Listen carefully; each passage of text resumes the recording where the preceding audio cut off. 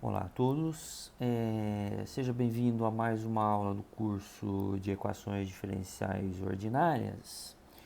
E na aula de hoje a gente vai estudar um pouquinho sobre equações de ordens superiores.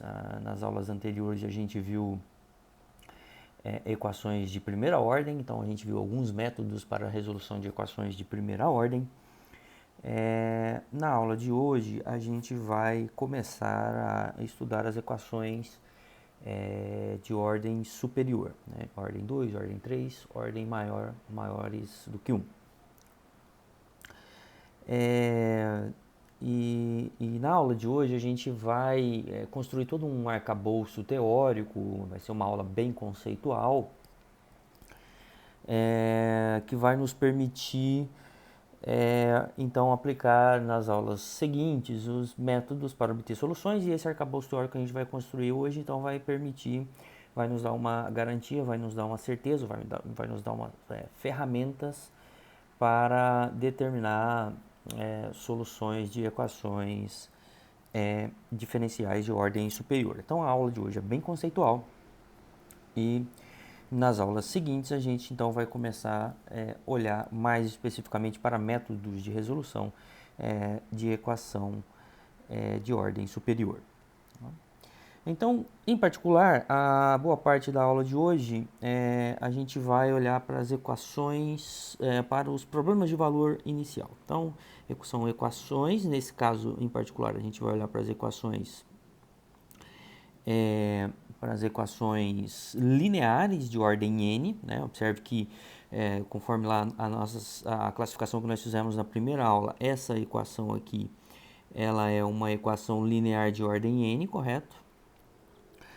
E então a gente vai estudar em particular esse tipo de equação. Nós vamos criar,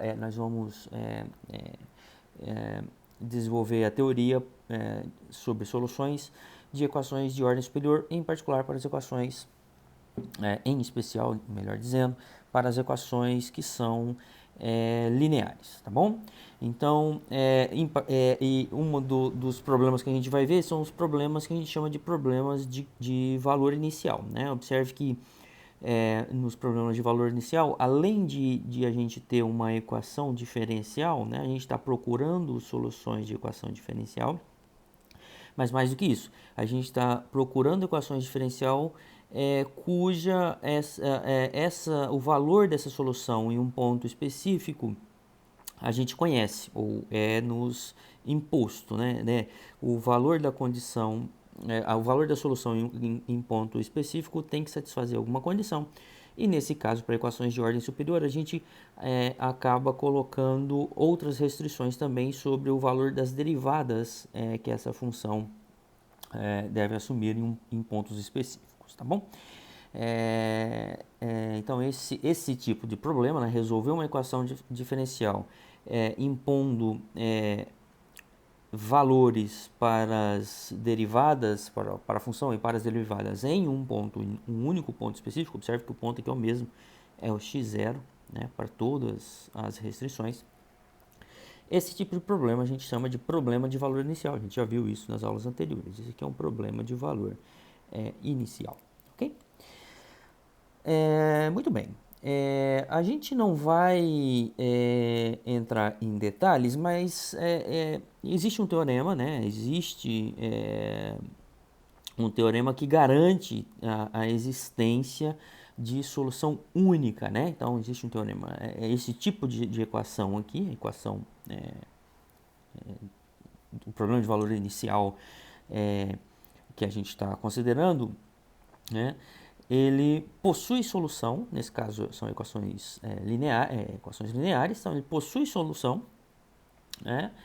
E essa solução é única, né? Então, digamos assim, se você tira a restrição, então existem soluções, essa equação existem soluções, mas com a restrição de que essa solução deve passar por algum ponto específico, então essa solução existe e é única, tá bom? Existe e é única. De modo que, então, isso é importante porque a gente sabe que esse tipo de equação, então a gente já sabe de antemão que esse tipo de equação tem solução, e essa solução, quando tendo essa solução, ela é única, de modo então que a gente pode agora ter certeza de que a solução que a gente encontrou é a única solução para essa equação diferencial, quando a gente for lá estudar os métodos de resolução de equações diferenciais, tá bom? Então, nós vamos olhar para esse tipo de equação, sempre já tendo em mente esse teorema, tá bom? Muito bem, então vamos começar a nossa aula de hoje estabelecendo algumas notações que a gente vai usar e alguns conceitos que vão ser importantíssimos para as aulas seguintes sobre equações, tá? Nós vamos começar olhando para as equações lineares de ordem superior, as equações que a gente chama de equações homogêneas, tá? Observe que o termo homogêneo aqui a gente já usou em alguma aula anterior, mas aqui o termo homogêneo a gente está usando num contexto diferente. O termo homogêneo aqui são equações diferenciais cujo lado direito é zero, tá certo? Então, equações diferenciais nesse formato aqui. Tá? Nesse formato da equação da esquerda aqui, tá? Essa equação diferencial, ax, derivada de ordem n com relação a x, mais a n menos 1x, todo esse lado esquerdo aqui, tem que ser igual a zero, tá certo? Esse tipo de equação, quando você consegue escrever uma equação nesse formato, a gente diz que essa equação é uma equação homogênea. Caso contrário, caso você não consiga, caso fique no formato do lado direito, né, fique nesse formato aqui, então essa equação é não homogênea, ok? Não homogênea. Essa aqui é uma equação não homogênea. Bom, para a teoria que a gente vai construir aqui, é importante a gente olhar para o que a gente chama de operadores diferenciais, tá ok? Operadores diferenciais, para quem já estudou álgebra linear, aparece lá a noção de operadores, né, em espaços vetoriais, e aqui o operador diferencial é justamente um operador que é um operador em espaços vetoriais que retorna, para cada função, retorna a derivada dessa função. Tá? Isso é um operador linear, a gente já viu isso lá nos cursos de álgebra linear, né? Então a gente acaba denotando esse tipo de operador por esse símbolo aqui, dn de y. Então lembrando que o dn de y aqui nessa aula de hoje vai denotar a derivada enésima da função y, tá certo? A derivada enésima da função y. E em geral, a gente pode, então, se eu substituo essa notação dny de xn por d maiúsculo ny, então eu posso olhar para o lado da equação diferencial ele todo como um operador, estou olhando ele todo como um operador, minha equação diferencial do lado direito, tá? De modo então que aí a gente pode reescrever a nossa equação homogênea como sendo isso aqui. Ou seja, o que é isso que está escrito aqui? Eu estou dizendo o seguinte, que resolver uma equação diferencial consiste em encontrar um vetor y, e o vetor aqui é função, nós estamos no espaço de funções, espaço vetorial das funções, encontrar uma função y, um vetor y, de modo que que esse operador esteja no núcleo desse operador linear, tá certo? Esse operador é linear, a gente já até destacou aqui essa característica desse operador, porque as derivadas são lineares, né? A derivada da soma de duas funções você pode calcular as derivadas separadas e somar essas derivadas. Então, isso caracteriza os operadores diferenciais como operadores lineares. E, portanto, nós estamos no contexto de álgebra linear. Tudo que a gente falou sobre operadores em álgebra linear, a gente pode aproveitar aqui para construir essa teoria das equações diferenciais de ordem superior, lineares, né? Equações lineares. Então, escrever em termos de operadores, então, agora, isso quer dizer que resolver uma equação diferencial significa justamente encontrar uma função y que satisfaça de modo que essa função esteja no núcleo desse operador, no caso das equações homogêneas, tá certo? E no caso das equações não homogêneas, significa encontrar uma função no espaço de funções, no espaço de operação desse vetor, do operador, de modo que, quando aplicado no operador, L dessa função dê o lado direito. É a mesma noção de solução que a gente já tinha visto lá nas aulas anteriores, mas aqui a gente está olhando ela num contexto de álgebra linear, tá certo? Contexto de álgebra linear.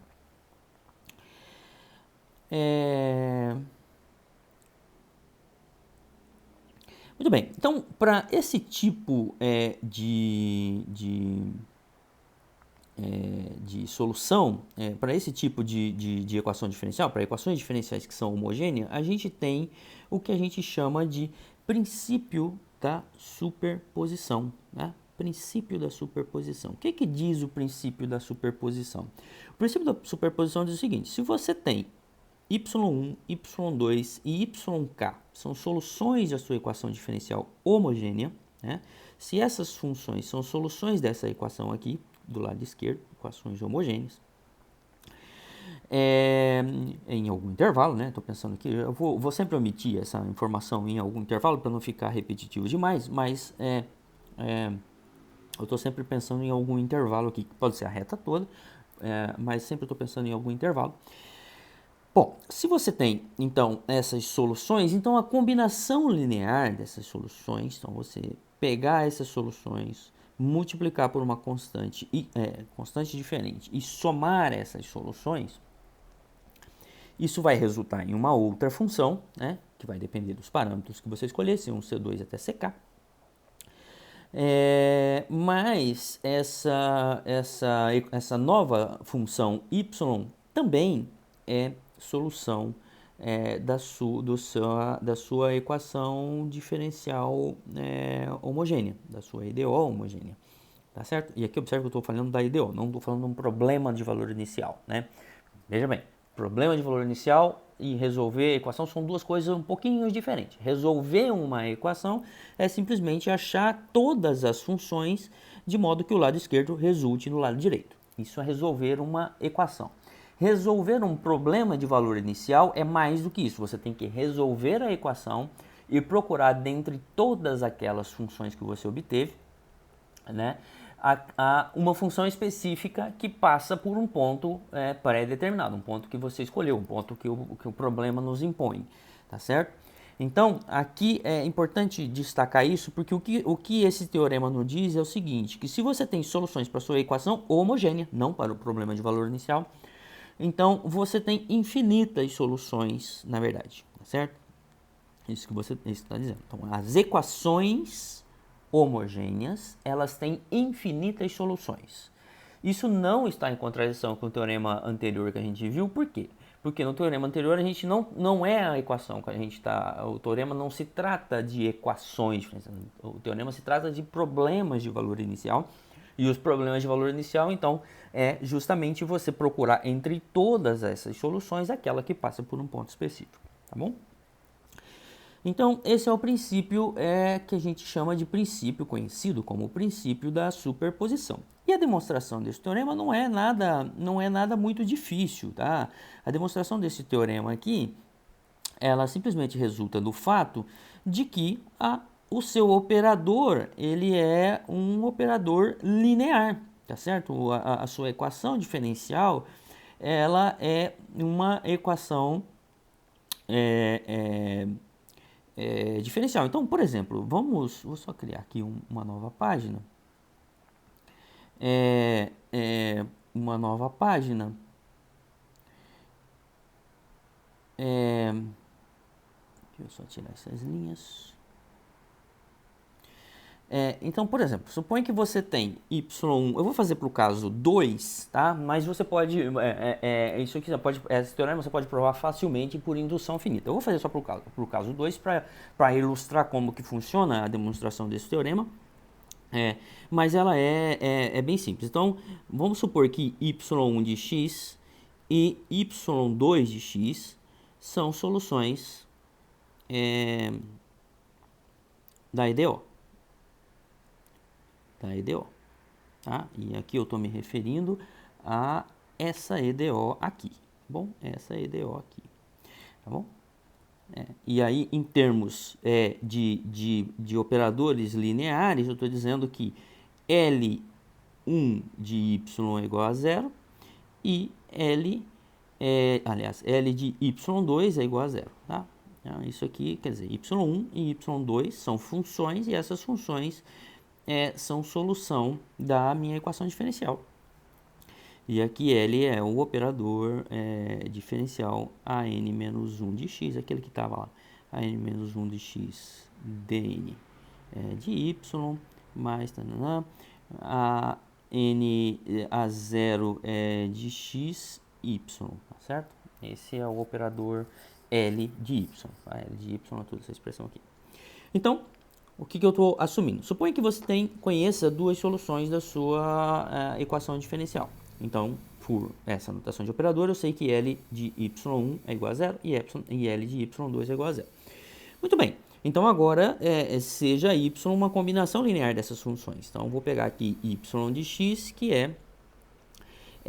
y é uma constante, C1, y1 de x, mais uma constante C2, y2 de x, correto? Então, estou pegando uma combinação linear dessas soluções que eu em hipótese já conheço, y1 e y2 de x. Bom, mas então eu quero mostrar, o que eu quero mostrar? Queremos mostrar, né? A gente quer mostrar que L de y é igual a zero, ou seja, que y é a solução da equação diferencial. Quero mostrar que L de y é igual a zero. Mas aí eu vou usar a linearidade do operador diferencial, ok? L de y, vou omitir o x aqui só para facilitar mais. Quem que é y? Y é L maiúsculo, L de y1, C1, y1, aliás, C1, y1, mais C2, y2. Okay? L de x, L de y de x é L de C1, y de x, mais C2, y2 de x. Estou omitindo o x para facilitar. Mas aí eu uso a linearidade do operador diferencial, que a gente é fácil provar que esse operador diferencial é linear. Então, linearidade significa que a soma, né, um operador linear, quando aplicado na soma, é a soma dos operadores a soma do operador aplicado em cada um dos vetores.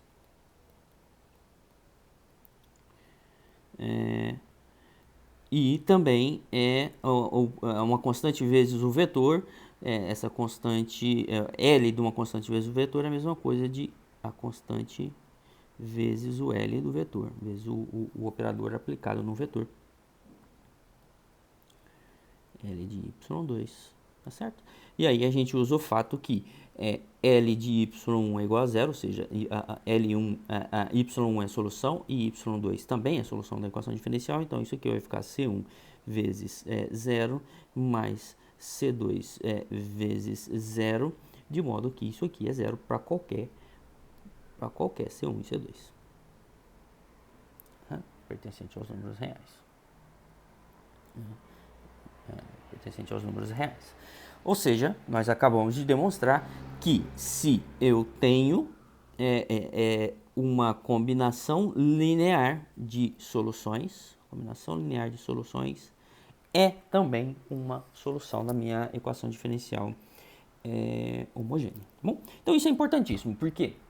Uma vez que você encontra soluções, então você sabe que você combinando essas soluções, você também vai obter uma solução para a sua equação diferencial. Tá certo? Aqui a gente tem, por exemplo, só um exemplo ilustrativo, tá?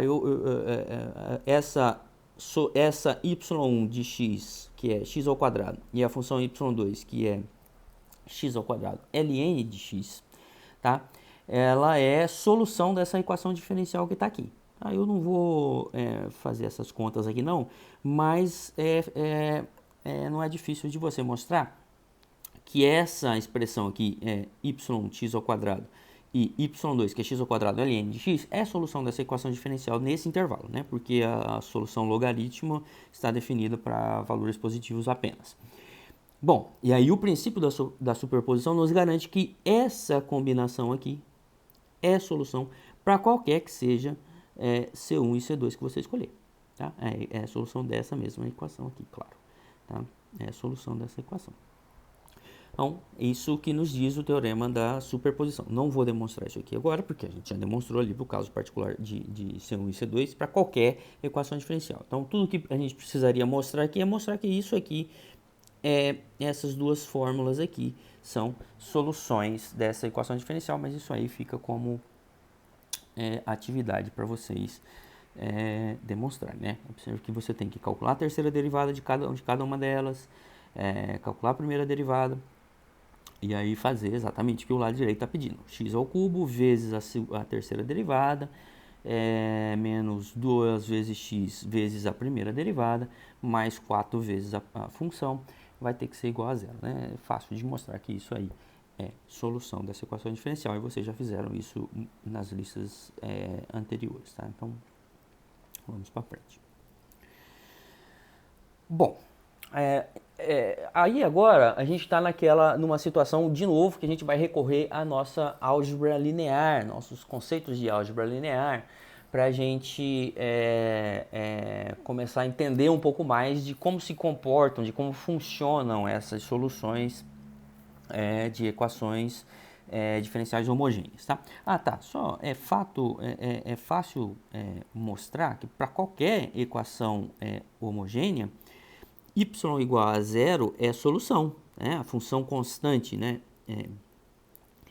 Y de x igual a zero para todo x, ela ou seja, a função constante, ela é solução dessa equação. Por quê? A derivada enésima de ordem, a derivada de ordem n dessa solução vai ser sempre zero, né? Porque a derivada de constante de uma função constante é zero, então isso aqui dá zero. A derivada de ordem n menos 1 também dá zero. E aí você vai, a derivada dessa função também é zero, porque a função é constante. E aí a própria função é zero. Então, quando você somar desse lado esquerdo aqui, fizer toda essa operação que está aqui do lado esquerdo, o resultado vai ser zero. E, portanto, essa solução aqui sempre a solução y de x igual a zero, é solução sempre de uma equação homogênea, tá bom? Muito bem. E claro, isso você poderia ver também pelo princípio da superposição, porque se você pega essas constantes C1, C2, todas iguais a zero, então essa combinação do lado direito aqui ficaria zero, então y igual a zero. Portanto, o teorema do princípio da superposição nos garante que a solução y igual a zero é sempre solução da equação homogênea, da equação linear homogênea. Muito bem, então isso agora a gente cai naquelas perguntas que sempre a gente faz lá em álgebra linear, ok? O que a gente faz lá em álgebra linear? A gente estuda lá, a gente tem lá o conceito de dependência e independência linear. O que é dependência e independência linear? Então você tem n vetores, né? Dado n vetores, você quer saber se esses vetores são linearmente independentes ou se eles são dependentes, ou se eles têm uma dependência linear um com o outro. Então, o que você faz? Você tem que resolver essa equação aqui. Resolver aqui para as constantes, tá? Os vetores são conhecidos de antemão, os vetores são conhecidos e eu quero resolver essa equação C1 F1 de x mais C2F2 de x mais CNFN de x igual a zero. Quero resolver essa equação diferencial para as constantes. Tá? Então, se a única solução for a solução nula, porque observe que se você pega C1, C2, Cn igual a zero, o lado direito fica igual ao lado esquerdo. Tá? Então, quando a única solução dessa equação diferencial é C1, C2, C1 igual a C2, que é igual a C3, que é igual a reticência, igual a Cn, se todas essas soluções, se a única solução for a solução nula, então a gente diz que essas funções são linearmente independentes, ok? Linearmente independente. Se existe outra solução além dessa,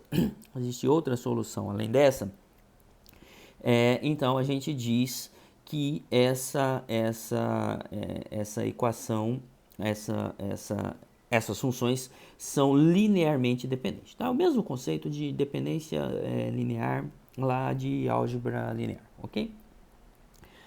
Em resumo, se ao resolver essa equação diferencial aqui, você obtiver a única solução, se a única solução for a solução nula, C1, C2, Cn, todo mundo igual a zero, então você tem funções linearmente independentes. Se existir outra solução que não for a solução nula, então você tem soluções linearmente dependentes. Então, é exatamente o que diz aqui. Se houver constantes, não todas nulas, se alguma delas for não nula, então você tem uma solução que ou você tem um conjunto de funções que é linearmente dependente. Então vamos olhar aqui para um exemplo, talvez fique mais claro. Vamos olhar aqui para a função, para f de x. Isso vale para qualquer função, não precisa ser solução de equação diferencial não, tá? Esse é um conceito genérico, serve para qualquer. A gente vai aplicar esse conceito em equações diferenciais, mas por enquanto isso serve para função genérica. Vamos olhar para as funções f de x igual a x e x mais 1, vou colocar aqui, e vamos olhar para a função f de x, f2 de x igual a x ao quadrado, por exemplo. Tá? Vamos olhar para essas duas funções. A pergunta que eu estou querendo fazer aqui essas funções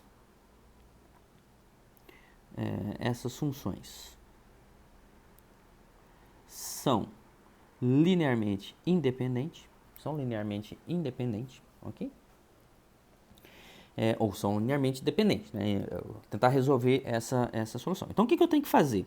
Para isso, primeiro, eu vou montar a minha equação que eu quero resolver. Qual que é a equação que eu quero resolver? Eu quero resolver a seguinte equação. C1 f1 de x mais C2 f2 de x igual a zero. Essa é a equação que eu quero resolver. Tá? Então, agora eu vou tentar resolver essa equação. Vou simplesmente substituir aqui quem é f1 e f2. Então, isso aqui vai me resultar em C1 x mais 1 mais C2 x ao quadrado igual a zero. Ok? 2x ao quadrado igual a zero. Quem que são as minhas variáveis aqui? Então, observe que isso aqui é minha função f1, isso é minha função f2. As minhas variáveis aqui, eu estou resolvendo, ou seja, eu estou resolvendo essa equação para C1 e para C2. São elas que são as minhas incógnitas aqui. São esses dois valores que eu quero descobrir quem são. Muito bem, então disso aqui eu vou mexer um pouquinho mais aqui, né? Vou colocar aqui. Observe que eu posso escrever isso aqui como sendo C2x ao quadrado igual a zero.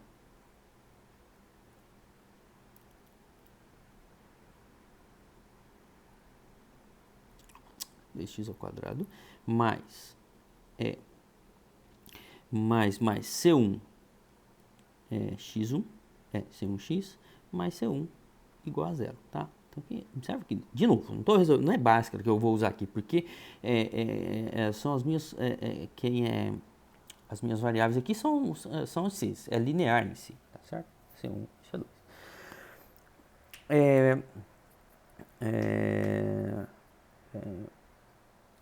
é, muito bem. Então, observe o seguinte, né? E daqui a gente já pode observar o seguinte. Que para que essa combinação seja zero para todo x, tá certo? Tem que ser zero.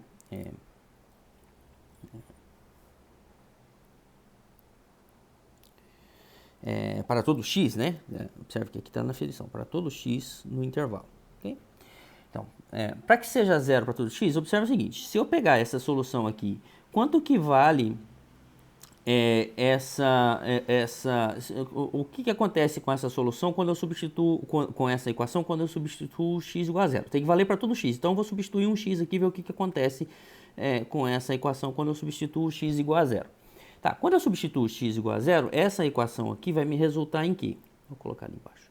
Essa equação aqui vai resultar em quê? Tá? C2 vezes zero, então vai dar zero.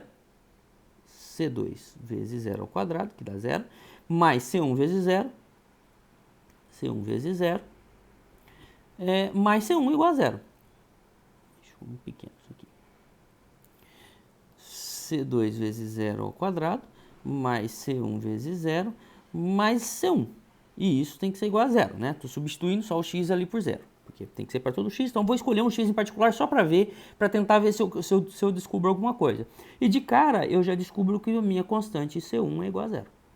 Tá? A única maneira dessa equação ser zero é essa minha constante C1 for igual a zero, certo? A única, né? De novo, vou repetir isso, que isso é importante. A única maneira dessa combinação linear do lado direito, do lado esquerdo, resultar em zero é se eu escolher como resultar em zero para todos os x, é se eu escolher C1 igual a zero. Porque eu escolhendo C1 igual a zero, eu garanto que pelo menos para o x igual a zero isso vale, né? Certo? Tô olhando aqui para a contrapositiva que a gente chama. Se eu não escolher C1 igual a zero, quer dizer, se eu escolher C1 diferente de zero, então eu já tenho pelo menos um x em que essa solução, em que essa combinação linear não é zero, tá certo? Que seria o x igual a zero. Então, a única maneira disso aqui, se é que existe uma única maneira disso ser sempre zero, a única maneira é eu escolhendo C1 igual a zero. Muito bem. Então, com isso, eu já determinei C1. Eu já tenho que o C1 tem que ser zero. Então, agora, eu vou saber ir para o C2. Bom, então, essa minha equação agora resulta em C2x ao quadrado ser igual a zero. Tá certo? C2x ao quadrado ser igual a zero. E daí aqui, de novo, eu tenho que a única maneira disso aqui, C2x ao quadrado ser igual a zero para todos os x, é escolhendo C2 igual a 2, C2 igual a zero. Né? Então, isso aqui me resulta que a única forma dessa equação aqui ser verdadeira para todo x, essa é a importância, tá? Para todos os x. Para todos os valores de x, é se eu escolher C2 igual a zero. Tá certo? Então, da primeira condição, eu tenho que a única maneira dessa parte aqui ser zero é escolhendo C1 igual a zero, e a única maneira do termo x ao quadrado ser zero é escolhendo C2 igual a zero. Então, de modo que a solução dessa minha combinação linear, observe que zero é sempre a solução, e a solução da minha equação, né, porque se eu escolho zero para o C1 e zero para o C2, o lado direito sempre vai ser igual ao lado esquerdo. Então, mas aqui eu consegui mostrar que a única maneira disso ser zero é escolhendo o C1 igual a zero e o C2 igual a zero também, tá? Então, os dois têm que ser zero. Então, essas minhas funções aqui são linearmente independentes. Sim, a resposta aqui é sim. Essas minhas funções são linearmente independentes, tá bom? Então, vamos ver um caso de funções que não são linearmente independentes, ou seja, que são linearmente dependentes. Então, eu vou apagar tudo isso aqui.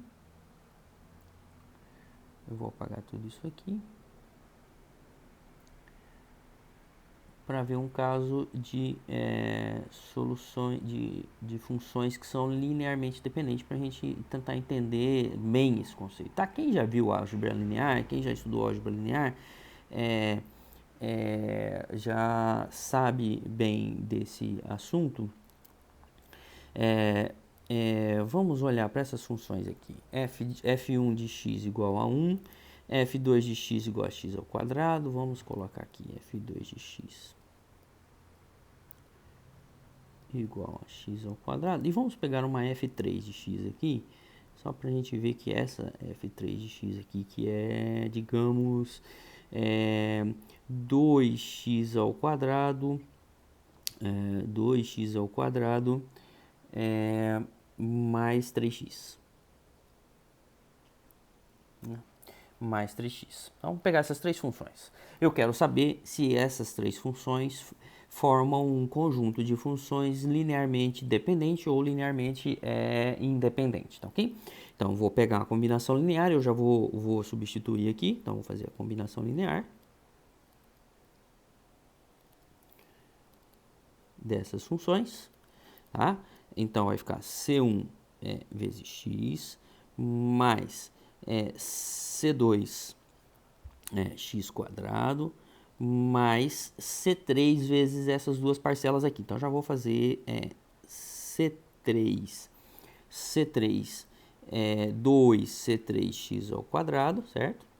Mais 3 C3 x igual a zero.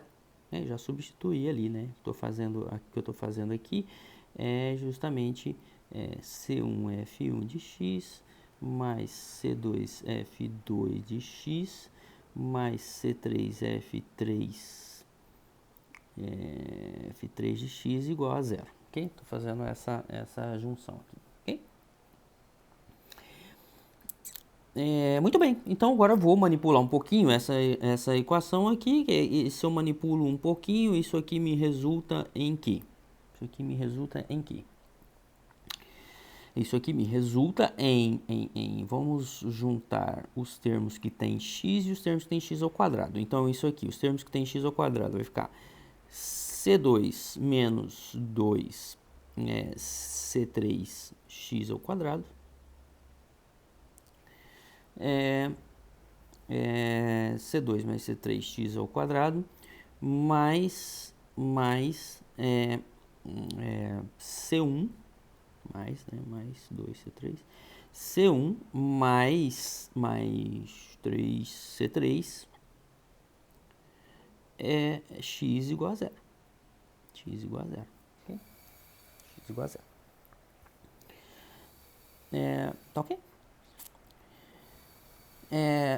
Muito bem. Então, eu quero saber quais são os valores dessas constantes que fazem com que essa equação seja sempre zero. Então, olha só. Vou mostrar para você. Eu vou só mostrar aqui. Mostrar não. Vou explicitar o seguinte. Se eu escolher C2 como sendo igual a menos 2C3, e se eu escolher C1 como sendo igual a menos 3C3, então o que vai resultar? Se eu escolher C2 e C1 desse jeito, se eu escolher C2 como sendo menos 2C3 e se eu escolher C1 como sendo menos 3C3, então esse lado aqui, esses termos aqui sempre vai ser zero, correto? Não importa o valor de C3 que eu escolher. Se eu escolher C3 igual a 1, então basta eu escolher o C2, vai ficar menos 2, e o C1 como sendo menos 3, de modo que isso aqui dá zero. Tá certo? Então isso vai dar sempre zero se eu fizer essa escolha. Para qualquer C3. Vai dar sempre zero se eu fizer essa escolha para qualquer C3. Correto? Em particular, se eu escolher C3 igual a 1, se eu escolher C3 igual a 2, qualquer C3 que você escolher, você vai resultar vai resultar que esse lado esquerdo é igual a zero. É igual ao lado direito. Portanto, existe solução não nula. Existe constantes não nulas, por exemplo, eu posso escolher constantes não. Quem são as constantes não nulas aqui nesse caso? Eu posso escolher C3 igual a 1. É uma escolha, posso fazer infinitas escolhas aqui, mas uma escolha poderia ser C3 igual a 1, C2 igual a menos 2 e C1 igual a menos 3. Tá? Então, essa escolha eu escolhi três valores não nulos, obviamente, Não precisa ser os três, bastasse que um deles fosse não nulos, mas aqui em particular os três são não nulos. De modo que, então, existem constantes não nulas que fazem com que essa combinação linear seja nula. Tá? Então, esse é um caso que a gente tem, então, um conjunto de soluções que a gente chama de linearmente dependente. Portanto, F1, F2 e F3 são linearmente dependentes, ou formam um conjunto de soluções linearmente dependentes. Ok? De novo, isso é conceito de álgebra linear, só que agora nós estamos aplicando esse conceito de álgebra linear no caso específico de espaço de funções. Quem já viu álgebra linear fez certamente vários desses exercícios de dependência e independência linear lá no contexto de álgebra linear, ok? Muito bem. Existe um conceito, a pergunta como que eu sei? Existe um critério mais fácil para eu determinar se um conjunto de soluções é ou não linearmente dependente ou linearmente independente? E para isso a gente cria define essa noção de Wronskiano, um nome estranho, Wronskiano. E o que é o Wronskiano? O Wronskiano, você vai pegar as suas funções f1, f2, fn. Então você tem n funções, né? E claro que a gente está pensando em funções que têm derivadas, tá ok? Senão essa definição senão não faz sentido definir o Wronskiano. Então, o Wronskiano é para funções que têm derivadas. E aí, a coluna, você vai montar uma matriz. A matriz vai ser o seguinte: a primeira coluna dessa matriz vai ser formada pela função f1, pela derivada da função f1. Então, está aqui a função f1, a derivada da função f1. A segunda derivada até a derivada de ordem n-1 dessa função. A segunda coluna dessa minha matriz, eu vou montar essa segunda coluna usando a função f2. f2, a segunda linha dessa coluna vai ser a segunda derivada, vai ser a primeira derivada, f' de 2 e assim por diante. Você coloca até a enésima derivada e isso você faz para todas as funções. Então você monta uma matriz cujas colunas são compostas pela função f e suas derivadas até de ordem n-1. Muito bem, então e aí você calcula o determinante dessa matriz, tá vendo? Que essa barra sem essas duas barras indicam o determinante dessa matriz. Então, se esse determinante então esse é o chamado Wronskiano, tá ok? Então, por exemplo, para aquelas funções que nós tivemos lá, a f1 de x, vamos olhar para f1 de x, que era x mais 1. E a f2 de x, era x ao quadrado, ok? X ao quadrado. Então, quem que vai ser o Wronskiano dessas funções f1 e f2? Tá? O Wronskiano dessas funções vai ser o determinante da seguinte matriz: x mais 1, x mais 1, e a derivada de x mais 1. A derivada de x mais 1 é 1, correto? Porque a derivada de x é 1 e a derivada de 1 é 0. A segunda coluna, como que vai ficar a segunda coluna? X ao quadrado, que é a função, e aqui a derivada dessa função, 2x ao quadrado, ok? Então, esse é o determinante desse Wronskiano. E aí a gente vai agora calcular, explicitar esse Wronskiano, esse determinante. Como que fica o determinante aqui? Lá de álgebra linear. Esse diagonal principal, né? 2x1 ao quadrado, então aqui vai ficar 2x ao cubo. 2x ao cubo mais 2x quadrado. menos x quadrado, né? Ou seja, isso aqui vai me resultar em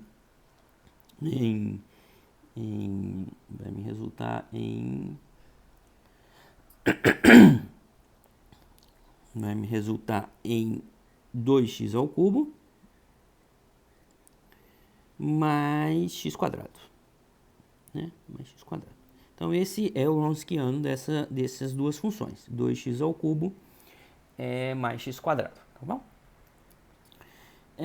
Então, e aí, agora a gente volta para esse Wronskiano. Aqui eu só esqueci de dizer que as funções são LI, as funções são linearmente independentes,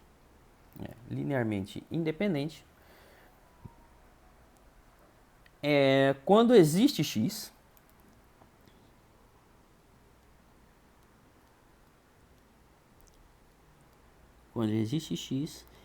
tal que o Wronskiano é diferente, de zero. Ok? O Wronskiano é diferente de zero. Então, o conjunto de soluções, o conjunto de funções, aliás, que eu estou querendo observar, ele é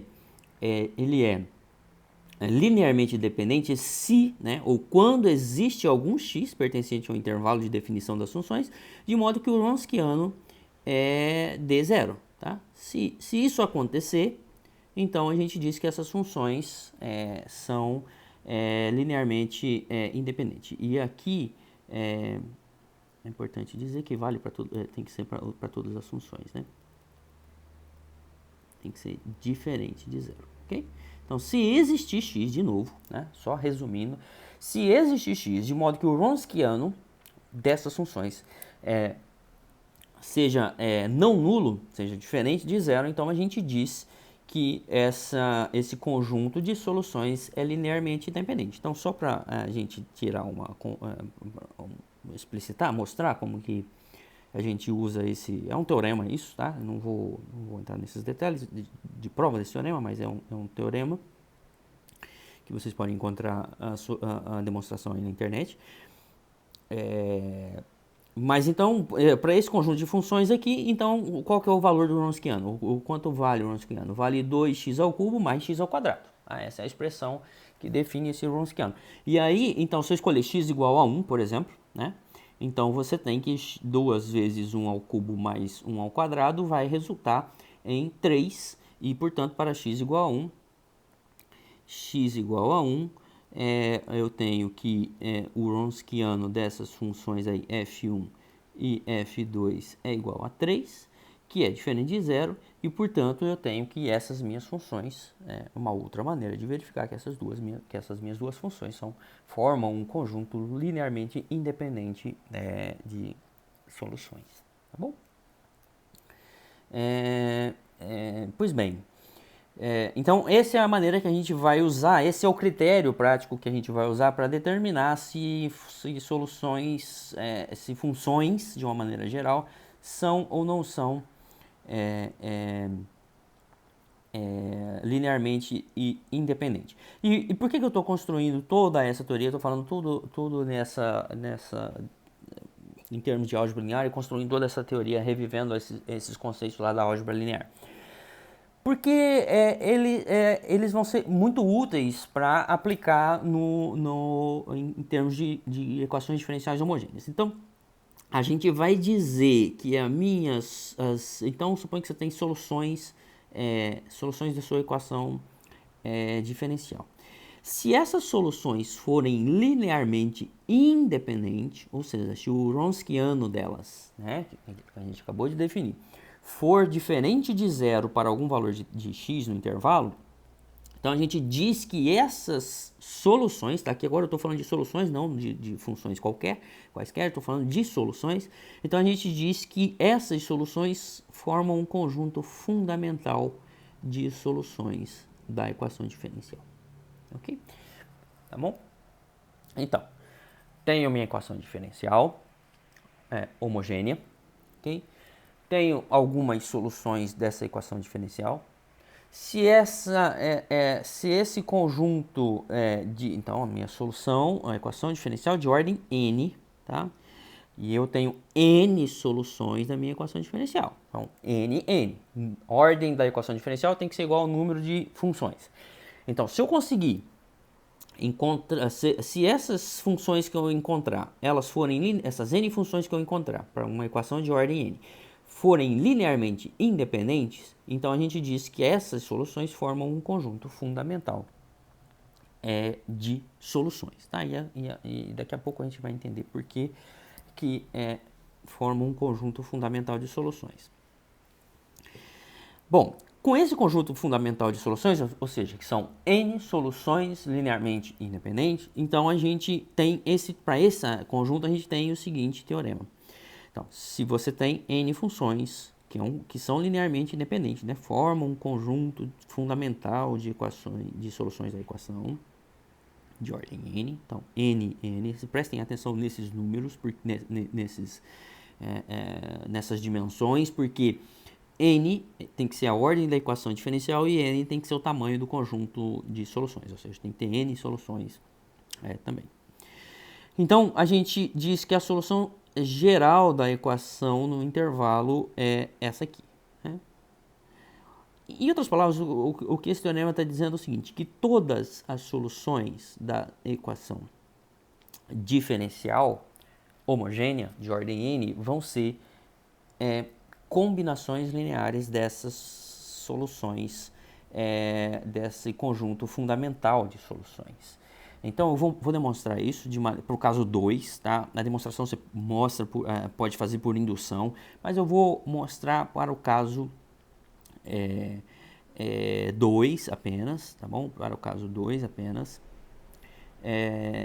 Eu vou fazer essa demonstração para o caso 2, tá bom? Então, seja aqui, então vamos pegar aqui uma solução qualquer. Seja y, vou pegar um y maiúsculo aqui, uma solução qualquer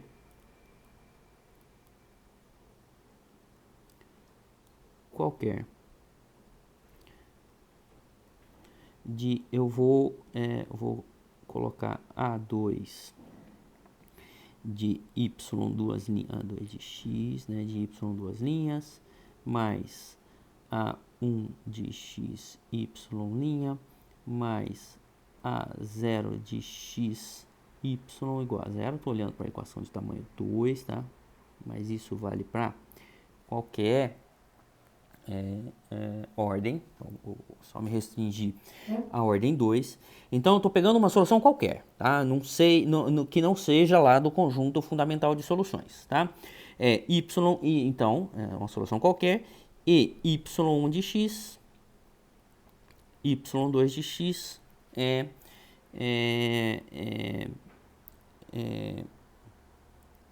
as soluções fundamentais dessa equação. Conjunto de solução fundamentais.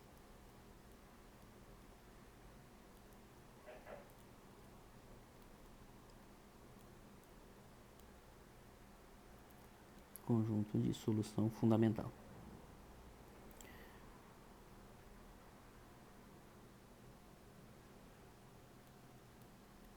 Okay? Também, claro, dessa mesma equação aqui. Estou me referindo a essa mesma equação. Bom, se essas soluções, por definição de solução de equação de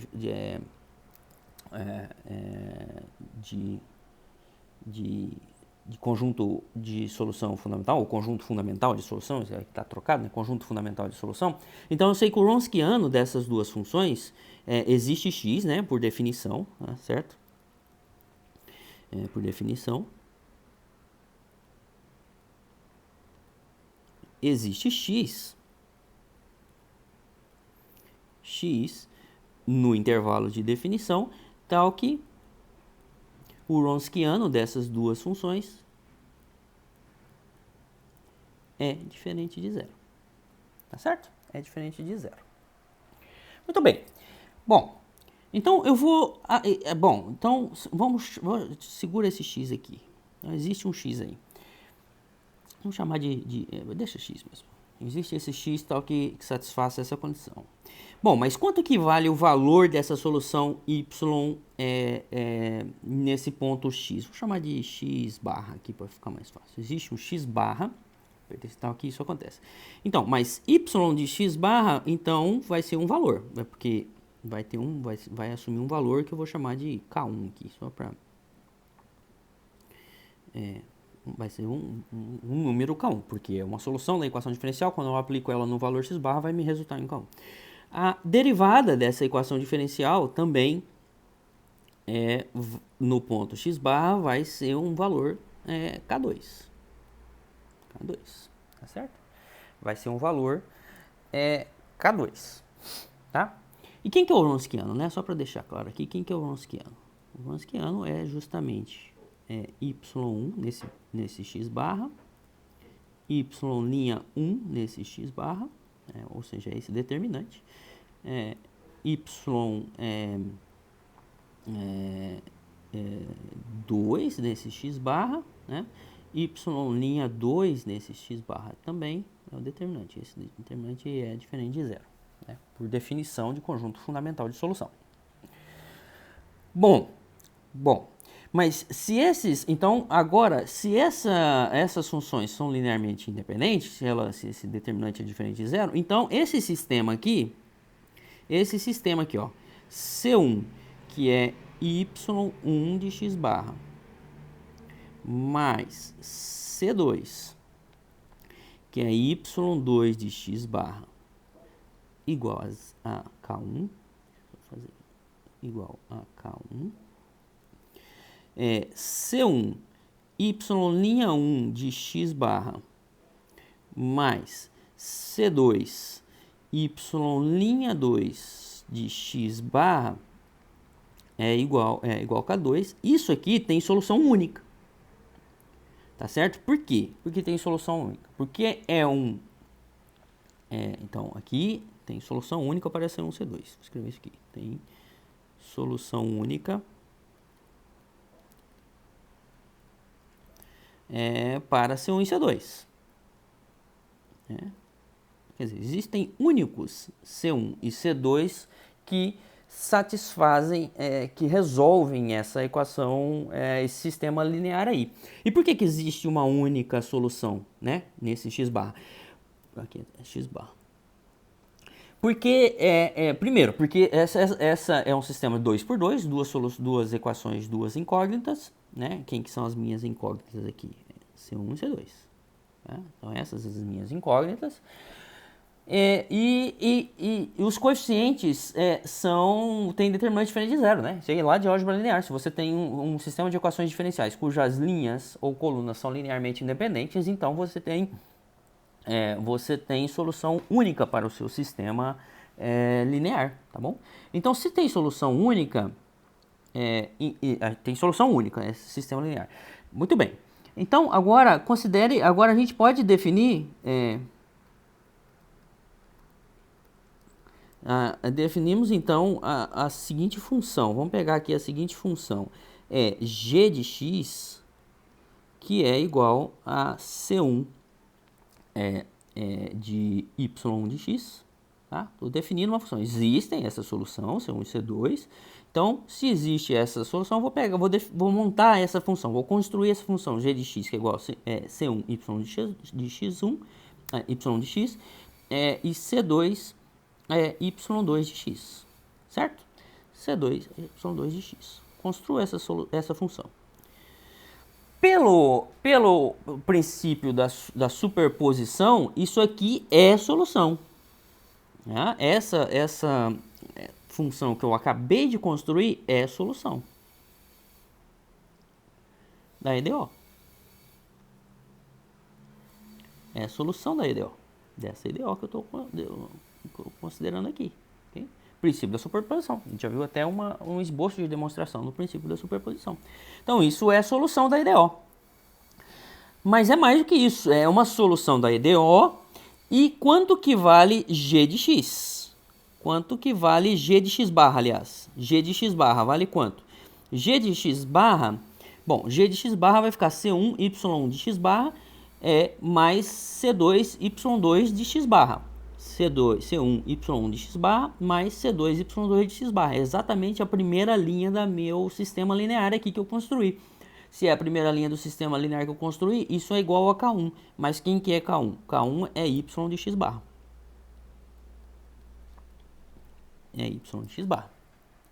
A mesma coisa vale para o g' no ponto x barra, que eu sei que o Wronskiano é diferente de zero. Nesse ponto x barra, o g' vai ser C1 y' de x barra mais C2 y' y2' de x barra. E portanto isso é K2, que é nada mais do que o y' de x barra no ponto x barra, né? Y' de x barra no ponto x barra. Y' de x no ponto x barra. Muito bem.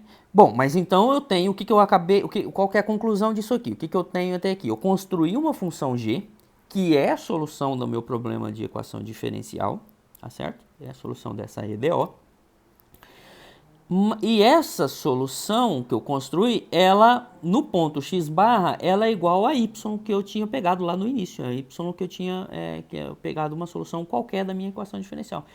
Mas aí, então, o teorema da existência e unicidade para problemas de valor inicial, né, que é a equação com um ponto dado, nos garante que essa y, isso aqui, o teorema junto com o teorema de existência e unicidade, teorema, vou colocar, de existência e unicidade, teorema de existência e unicidade, nos garante, então, que a função g de x, que é a função y de x, é igual à função g de x que eu construí. E quem que é a função g de x? A função g de x é uma combinação linear das soluções do conjunto fundamental de soluções. Portanto, qual que é o resumo desse teorema?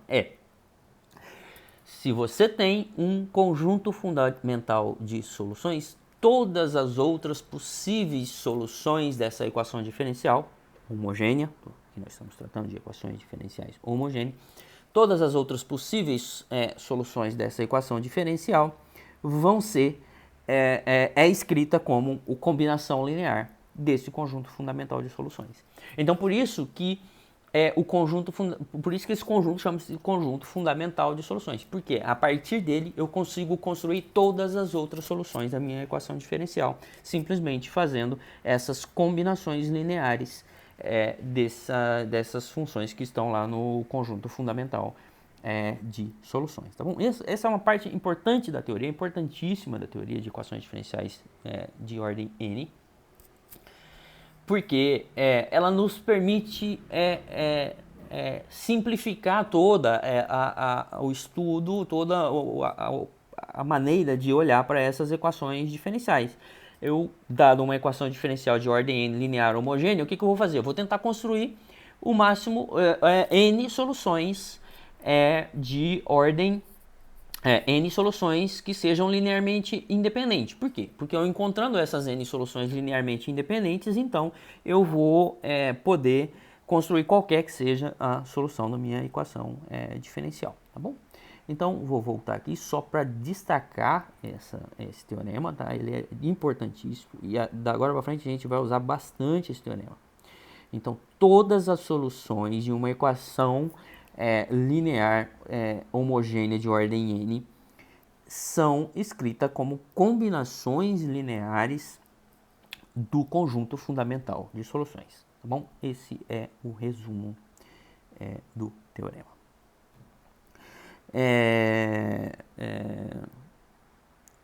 Bom, aqui a gente tem exatamente a aplicação desse teorema, não precisa fazer isso aqui, mas essa solução, vamos olhar para essa e para essa solução. Vamos mostrar primeiro que isso é um conjunto de soluções fundamentais, um conjunto fundamental de solução para essa equação diferencial. O que eu preciso fazer? Primeiro eu preciso mostrar que isso é a solução dessa equação diferencial. Depois, primeiro passo, y1 e y2 são soluções.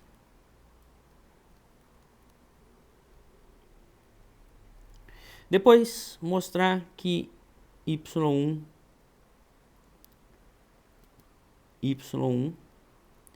e y2 são linearmente independentes, certo? E aí, como conclusão,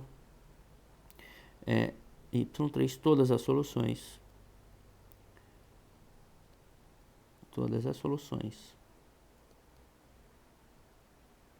são combinações lineares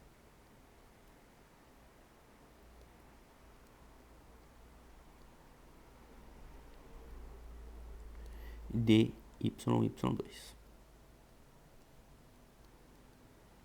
Ou seja, qualquer que seja a solução da minha equação diferencial, ela vai ser C1 y1 de x mais C2 y2 de x. É isso que o teorema nos permite afirmar.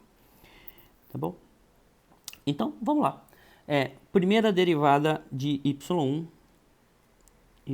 linha de x é 3e elevado a x. E elevado a 3x, aliás. Segunda derivada y. Nem preciso da segunda derivada aqui. Tá, preciso porque eu estou mostrando que é a solução, né? Estou mostrando que é a solução. Estou no primeiro passo aqui. Okay? Mostrando que é a solução. y2, y1, a segunda derivada de y1 de x vai ser 9e elevado a 3x. Okay? A primeira derivada de y2 de x vai ser menos, né? 3e elevado a menos 3x. E a segunda derivada dessa y2 vai ser, então vem de novo menos 3, vai ser 9e elevado a 3x, menos 3x. 9 elevado a menos 3x. Bom, Wronskiano de y1 e y2. Então, você precisa mostrar que é a solução, tá? Mas eu não vou mostrar isso não, porque é fácil, né? Quem que é a segunda derivada de y1? 9 elevado a 3x.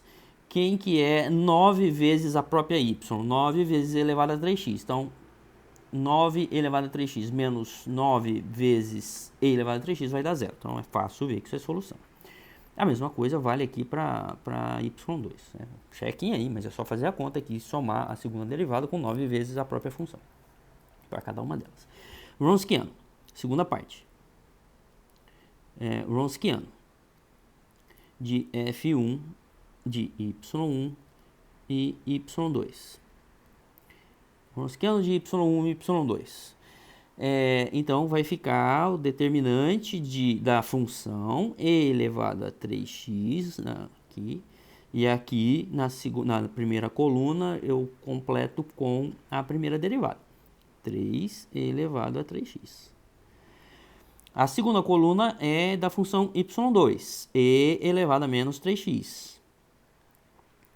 E aqui vai ser a primeira derivada, menos 3 e elevado a menos 3x. Tá? Quanto que dá esse determinante aqui? E elevado a 3x multiplicado por menos 3 e elevado a 3x. Isso aqui, então, vai ficar menos 3, estou multiplicando expoente de potências de bases iguais. Então, eu somo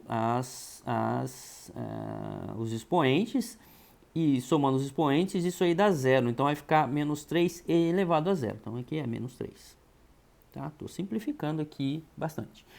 Quando eu fizer esse outro produto, vai ficar 3, né? O produto, então, fiz esse aqui da diagonal principal, agora estou fazendo da diagonal secundária. 3 e elevado a 3x vezes e elevado a menos 3x, então, de novo, por potência de bases iguais, eu conservo a base, somo os expoentes, 3 elevado a 3x, 3x somado com menos 3x dá zero, vai ficar 3 elevado a zero, então, vai ficar menos 3, e isso aqui dá menos 9, certo? Menos 9 é diferente de zero. E para qualquer que seja o x que eu escolher, porque o x até sumiu ali da expressão, né? Então vai dar sempre menos 9. Logo, y2, y1 e y2, y1 e y2 são linearmente independentes e formam um conjunto fundamental de solução.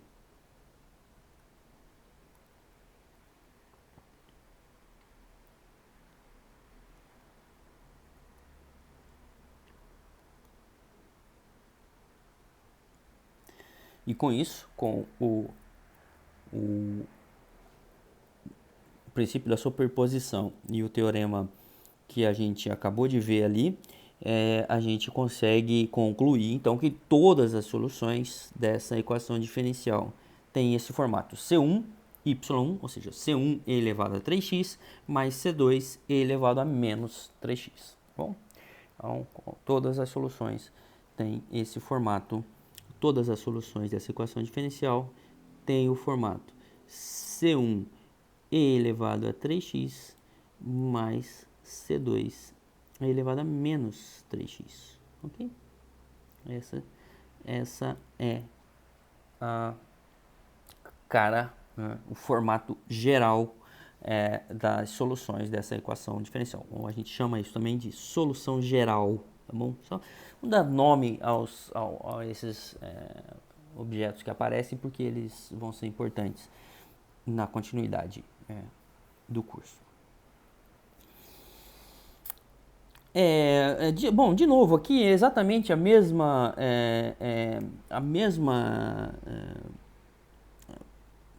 condição, né? A gente tem três funções aqui agora, tá? Essas três funções, elas satisfazem a equação de terceira ordem, tá ok? Elas já são as soluções da minha equação diferencial. Então, são soluções. Tá? 3 são soluções. 2, segundo passo. Não é difícil ver que elas formam, ou seja, são LI, linearmente independente, e portanto y1, y2 e y3 formam um conjunto fundamental de solução fundamental, formam um conjunto fundamental de solução de soluções. Aqui as soluções pode combinar tanto com o conjunto quanto com as funções, tá bom? E terceiro, então, todas as soluções são do tipo a solução geral, a solução geral é do tipo y de x é uma constante 1 vezes y1, que é e elevado a x, mais uma constante 2 vezes e elevado a 2x, mais uma constante 3 vezes e elevado a 3x, ok?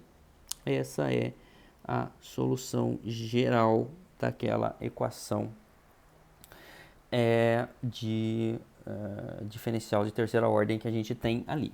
Tá? Observe que eu tenho aqui só uma equação diferencial de terceira ordem homogênea. Se eu tivesse um problema de valor inicial, então eu ia ter que pegar essa minha solução geral e substituir o valor específico ali que estaria dizendo no problema de valor inicial para tentar determinar quem seriam essas constantes C1 e C3, porque o teorema lá no início da aula nos garante que existe uma única se eu tiver um problema, ou existe uma única solução se eu tiver um problema de valor inicial, ok? Mas não é o caso. Bom, existe um outro formato que a gente costuma escrever as equações, que costuma aparecer em problemas práticos envolvendo equações diferenciais. São chamados problemas de valor de contorno. Tá? Diferentemente do problema de valor inicial, o valor de contorno Aqui eu estou mostrando só para o caso 2 por 2, mas para quase equações diferenciais de segunda ordem, mas isso vale para equações diferenciais de ordem qualquer. A gente exige que as soluções passem por pontos diferentes, tá certo? Observe, lá no problema de valor inicial, o ponto em questão é o mesmo ponto para todas as restrições. Vou até voltar lá no início para mostrar para vocês o que eu estou querendo dizer. Um problema de valor inicial, deixa eu ver onde que está isso aqui. Problema de valor inicial, tá aqui. Um problema de valor inicial, né? Olha só, vamos entender com clareza essa distinção, fazer com clareza essa distinção entre problema de valor inicial e problema de valor de contorno. Problema de valor inicial, o x0 é o mesmo para todas as restrições que aparecem aqui. y0, y de x0, y' de x0 é o mesmo ponto. Eu fixo um ponto e eu quero obter as soluções que satisfaçam essa condição nesse ponto. Problema de valor de contorno é um pouquinho diferente. Problema de valor de contorno no caso de equações de ordem 2, eu tenho 2 pontos, certo? Tá? 2 pontos e eu quero que a minha solução passe por valores específicos, passe por esses 2 pontos dados. Então aqui o ponto dado é x igual a e y igual a um valor y0. E o outro ponto dado é x igual a b e y é igual a um valor y1, tá certo? É um valor dado aí. Então, esse tipo de problema, que a gente tem 2 pontos aqui, 2 ou mais, se a equação tiver ordem maior, então você tem mais pontos, é chamado de problemas de valor de contorno. Tá? Quando você tem diferentes pontos, a restrição que aparece aqui, né, no sujeito A, envolve diferentes pontos para a variável independente, tá bom? Então, no fundo aqui, esse esquema geométrico está mostrando aqui para a gente que a gente tem infinitas soluções, né? A gente acabou de ver que um problema de valor, uma equação diferencial pode ter infinitas soluções, tá certo? Tem infinitas soluções se você não impõe restrição nenhuma. Mas quando você impõe essa restrição, você pode, no caso de equações de problema de valor inicial, você tem soluções sempre. No caso do problema de valor de contorno, você pode não ter, porque você está pedindo que a função passe por 2 pontos. Isso você pode ter um problema aí, então nem sempre problemas de valor de contorno tem solução, tá? Às vezes não tem solução, porque você pode estar exigindo demais da sua função, você pode estar restringindo muito, e aí você pode não ter solução, tá bom? Mas isso a gente vai ver nos exemplos. Eu só queria deixar claro aqui que é um problema de valor de contorno. O problema de valor de contorno é uma equação diferencial, pode ser homogênea ou não, tá? Se for homogênea, a única solução que a gente tem, então a gente já sabe que a solução aliás, esquece, não, pode ser homogêneo ou não, tá? G de x igual a 0 ou não, pode ser qualquer. E o problema de valor de contorno, então, que envolve duas restrições, no caso de em pontos diferentes, tá bom? Esse é um problema de valor de contorno. Muito bem. Então, até agora a gente tinha olhado ali, construiu toda uma teoria para as equações homogêneas, né? Tudo que a gente fez ali atrás foi, até agora, para equações em que o lado direito dessa equação diferencial nesse formato é igual a 0. Mas e aí as funções não homogêneas, né? E as funções que são o lado direito ali, quando você escreve a equação nesse formato, o lado direito é não homogêneo, ou seja, g de x é diferente de 0. Então, uma g de x qualquer ali. E aí, então, existe um teorema que nos garante a existência de solução, que nos permite construir soluções para equações não homogêneas. E esse teorema, a gente vai chamar de teorema da solução geral, né? Então, como que eu construo solução geral, uma fórmula geral para equações não homogêneas. Então o teorema diz o seguinte, é isso que a gente faz para construir essas soluções, a fórmula geral dessas soluções. Então, seja YP, né, YP uma solução particular da equação diferencial linear não homogênea. Tá? Solução da equação diferencial não homogênea.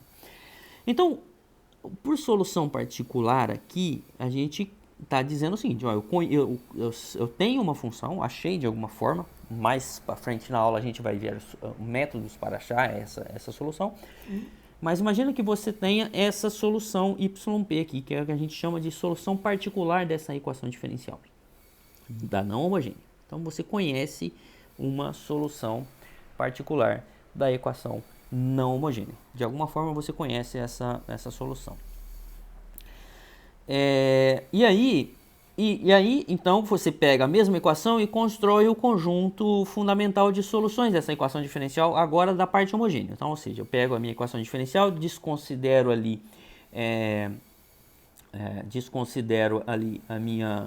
a minha parte direita dessa equação diferencial, coloco zero ali, e aí encontro, né, considero a parte homogênea dessa equação e encontro esse conjunto fundamental de soluções, tá?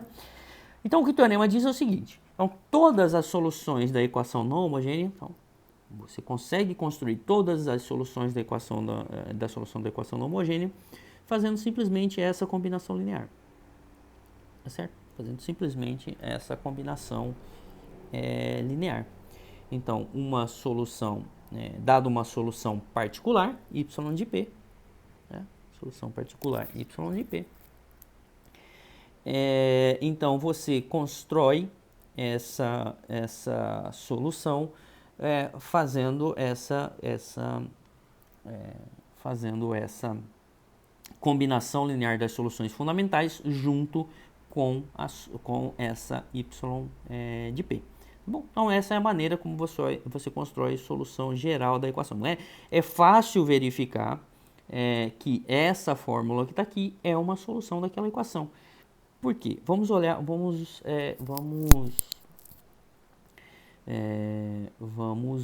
para essa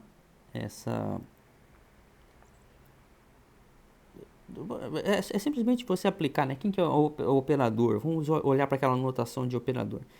L de y, tá certo? L de y. Eu vou separar em duas partes aqui. Vou chamar isso aqui de... Vou chamar essa parte aqui de YH. O que é? A solução geral da equação homogênea. Então, eu posso escrever aquela y ali como sendo YH, né? Solução geral da equação homogênea, mais a solução particular da minha equação não homogênea. Equação não homogênea. E aí, eu posso escrever isso aqui simplesmente o operador é linear, né? A gente já viu que isso lá no início da aula. Posso escrever YH, L de YH, mais L de YP, tá certo? L de YP. Mas L de YH é a solução da equação homogênea, né? Porque é a combinação linear das soluções fundamentais da equação homogênea. Então, isso aqui, isso dá zero. Vou colocar aqui embaixo. Ou seja, quando eu aplico o operador, a solução, né? Solução da equação homogênea. Né? Você lembra lá que as soluções a gente pode escrever essas equações no formato L de y igual a zero ou L de y igual a g de x, né? Então, é assim que a gente escreve as equações no formato do operador.